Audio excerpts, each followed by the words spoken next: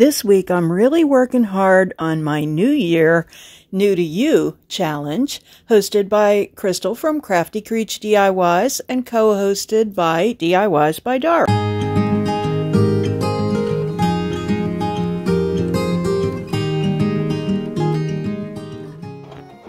And I've been busy learning how to use this Silhouette Cameo 4 to make some signs. Trust me, it's a learning curve for me. Some of it's really easy and it's definitely really cool, but there's parts of it that I'm not quite getting yet. So I'm going to do a compilation this week. The first one is my Lemons to Lemonade dupe. My client had requested this look for a piece of furniture and she sent me this picture, which was pretty familiar because I knew Kara from Lemons to Lemonade had done it. So I happened to have a dresser that I thought would be perfect for the look, and I set about to make that happen. I removed all the hardware and saved that, of course, because I wanted to reuse it because it was all in good shape. A nice mid-century modern piece.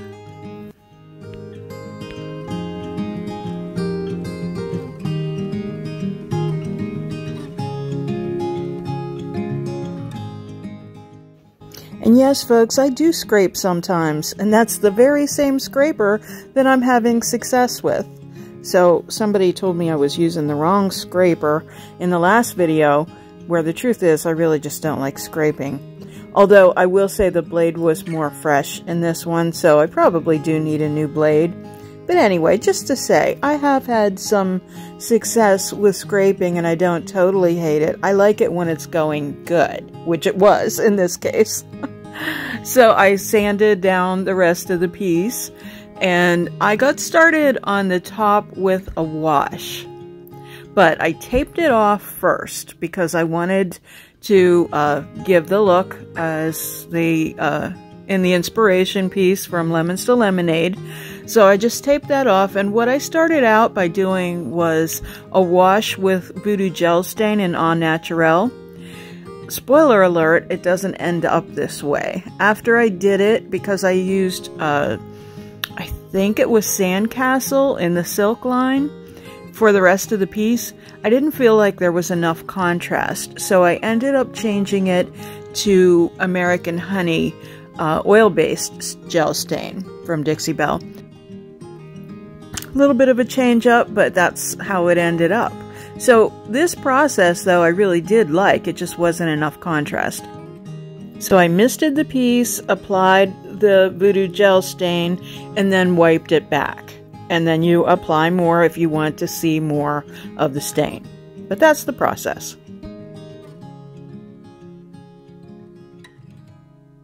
I also cleaned and sprayed the hardware with gold. And that's my result after changing up the stain. So let me know what you think in the comments if I got close to Kara's Lemons to Lemonade piece. And there's Kara up in the corner.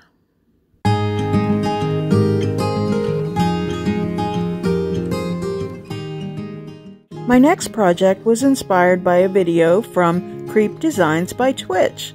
She did a faux terrazzo finish. She got the little, there's Twitch, hi.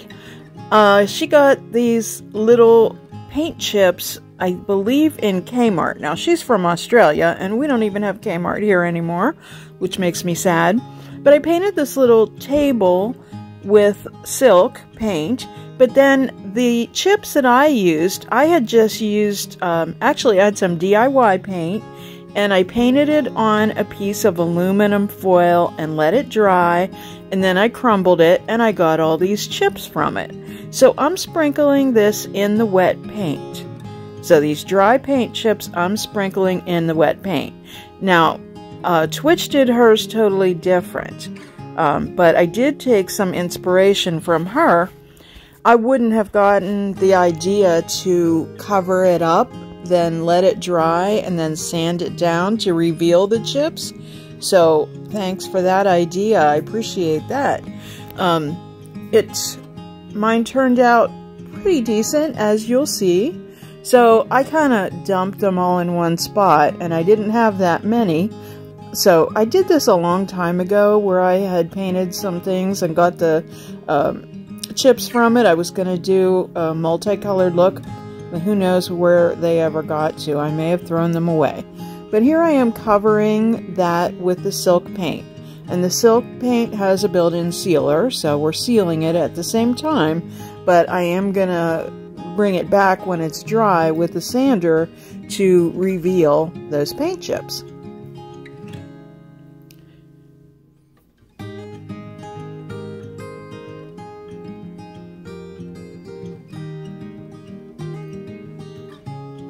If you wonder why I'm doing this compilation of projects, it's because some of my videos from the past got demonetized. And the reason for that is I was not using music that apparently was copyright safe. And I was sort of misled by that with my app, but oh well. Now I use Epidemic Sound, and it's all good. So as you say, I painted the legs of it gold using Gold Digger from Moonshine Metallics and Dixie Belle. And here I am. I have sanded back the silk layer and revealed the paint chips, and now I'm sealing it. So what do you think? I don't think mine turned out as nice as Twitch's, but it was a nice experiment, and I would gladly try this paint finish again.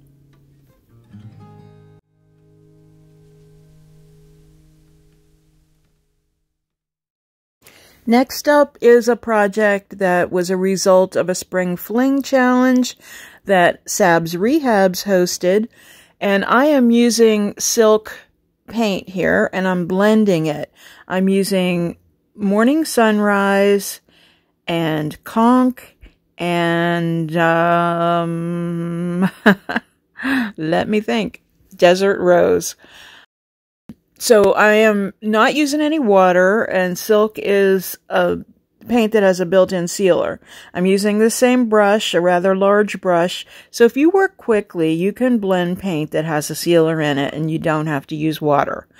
You can see that I have some little hummingbird appliques on there. They came from Home Interiors, and I got them at a yard sale, and I knew when I picked them up that they were going to be on a furniture piece. So I complete the painting and the blend and insert the drawers back in, because next up I'm going to do some transfers. And I don't even remember where this transfer came from, because this project took place a while back, but I'm applying it rather delicately because I'm going around all those drawers, and the drawers have a lot of detail in the molding, I'll call it, around the edges of the drawers. So taking my time, and I'm also now using Dixie Belle's chalk mineral paint in Mermaid Tail to highlight the hardware, the hummingbirds, some of the corners of the piece, and also to add some interest to the side using the Harlequin stencil.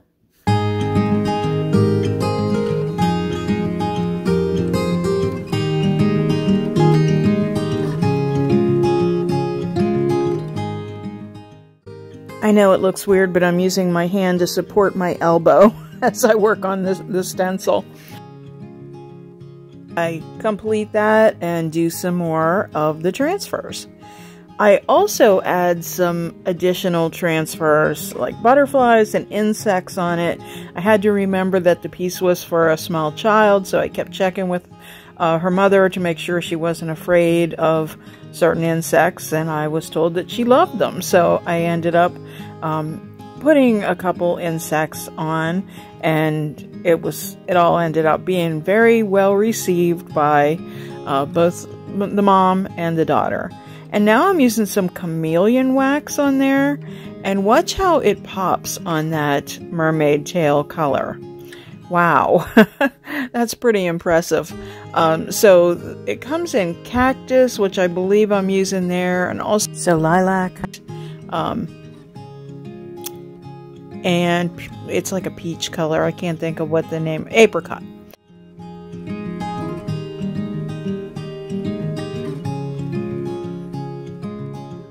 That's kind of how it ended up, and that was just a mock-up there, but I do have a picture of it in the actual client's room. So she's very happy.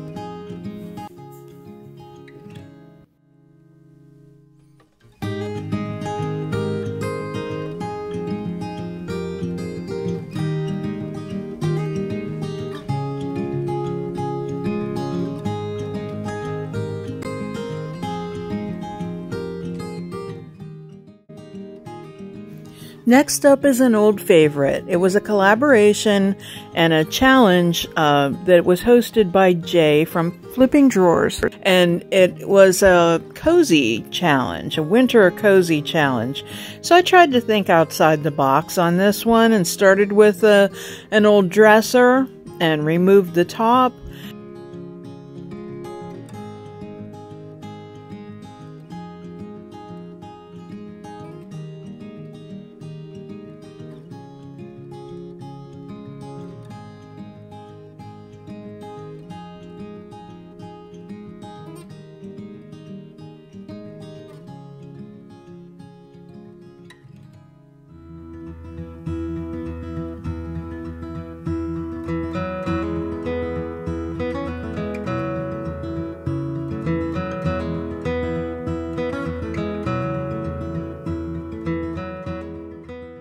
I was actually working on doing a live for Chalk Paint 101. You can see it on the screen.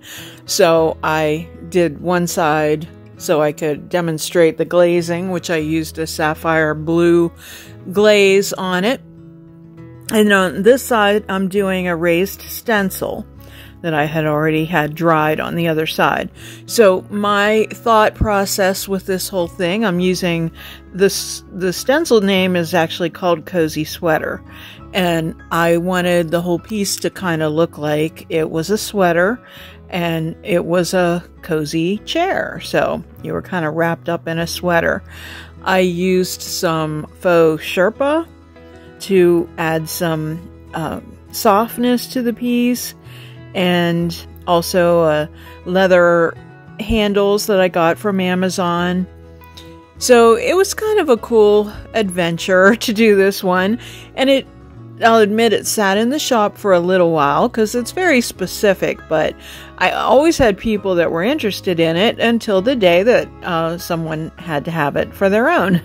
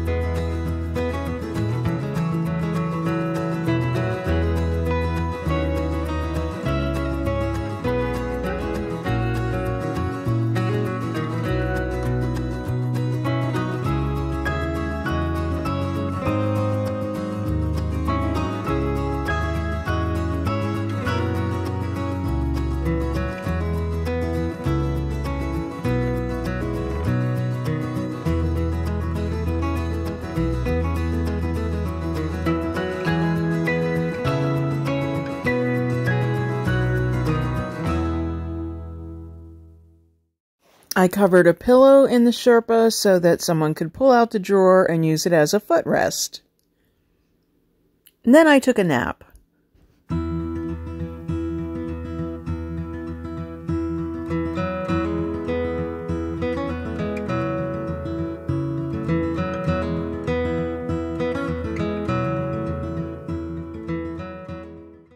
So that's what I started with, and that's where I ended up.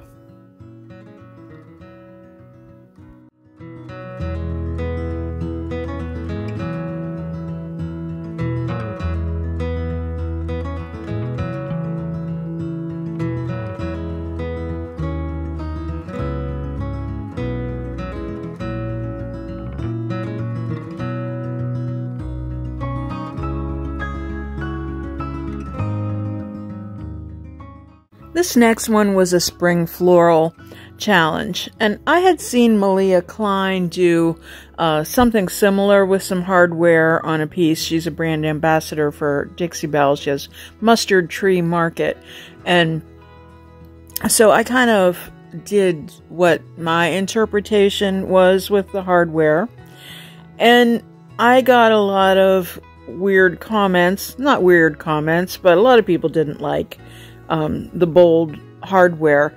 It's funny, sometimes I get a lot of negative comments on the channel because you're seeing just pictures, and it translates a little differently in person. And I will say, it was kind of bold and odd, so it sat in the shop a little bit, but again, that day that comes along when someone fell in love with it and had to have it for their little girl's room. So I worked a lot with those bright colors. I was using fluff, which is Dixie Belle's whitest white, so it's really hard to blend a dark color in. So I just really used a lot of water and let the water do a lot of the work. Now, I felt like I lost my way a little bit, so I used the Bayou Moss Voodoo Gel Stain to add that green, and I was fine with that. Then I started to add some dark wax, and I don't mind it so much at the top, but down at the bottom I was using, the bottom drawer has a decoupage paper, and the dark wax on that really took to the texture in the rice paper, and it made it darker than I would have liked, but I still ended up, I really thought the piece was kind of cute, and you know, like I said, the buyer ended up falling in love with it. So I'm using coffee bean here. I'm going to do a faux wood grain finish on the top.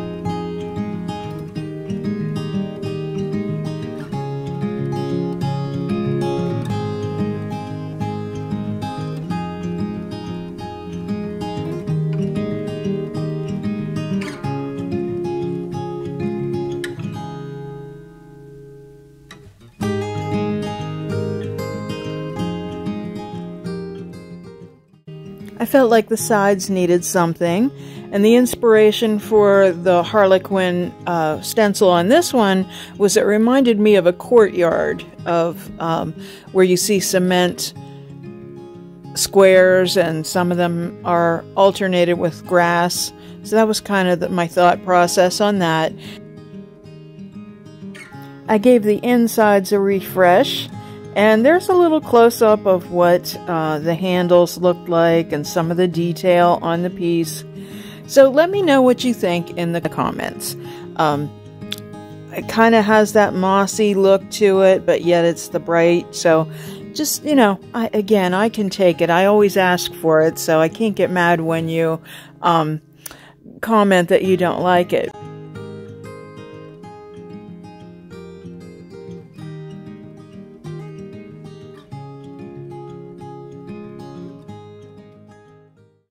So here's an upholstered chair makeover that I did for a client, and as you can see, I used buttercream on the chair part, and I did use a lot of water whenever I was painting that. Tracy's Fancy has taught me, and through a video, that you don't need to use water when you're painting fabric. It dries much faster, and you don't use as much paint. So that's my new method. But this went pretty well. I used the stripes and just used tape to do that, and then used a stencil. I used Gold Digger metallic paint from Dixie Belle on the legs, and then I used some dark wax to make it look a little more vintage. I did this for a client and she really liked it, and she must have, because she just had me paint a whole bedroom set for her, and I'll be doing another one for her.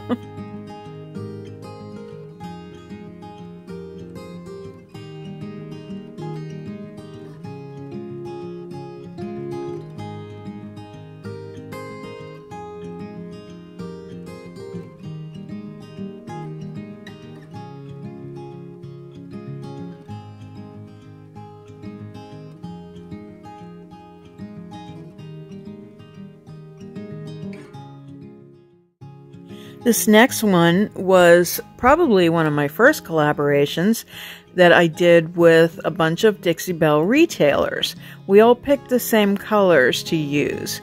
I think we paired up in twos. It was so long ago, I barely remember. But my choices were Fluff, Flamingo, and Peony. And I don't know whether we had to use patina. I think we did. But I also used bronze patina with the green activator spray.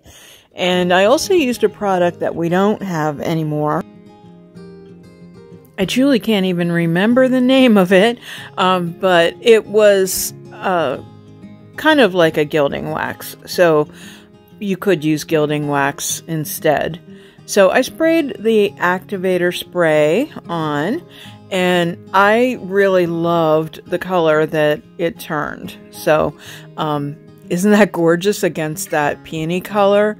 And then I used this sealer, which is very stinky, so be careful. The reason why you want to do that is because it's called patina guard, because that creates an oxidization, and it's a rust reaction, chemical reaction. So it'll keep going until you stop it. So the activator spray or the patina guard stops it.